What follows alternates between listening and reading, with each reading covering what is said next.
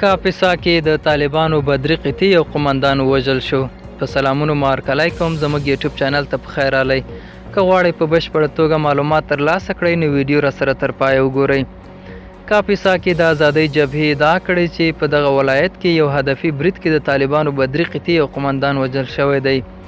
دغه جبهې د یوې خبرپاڼې په خپرولو سره ویلي دي چې د طالبانو بدري قطي د دغه قمندان قاري نصرت الله نومیده او پنجشنبې ماښام د غویي په لومړۍ نیټه د آزادګانو جبهې په یو هدفي برید کې وژل شوی دی. د دغه جبهې په خبرپاڼه کې راغلي چې قاري نصرت الله پروان، کاپیسا او پنجشیر ولایتونو کې د بېګناه خلکو په خپل سرو نیولو او شکنجو کې رول درلود.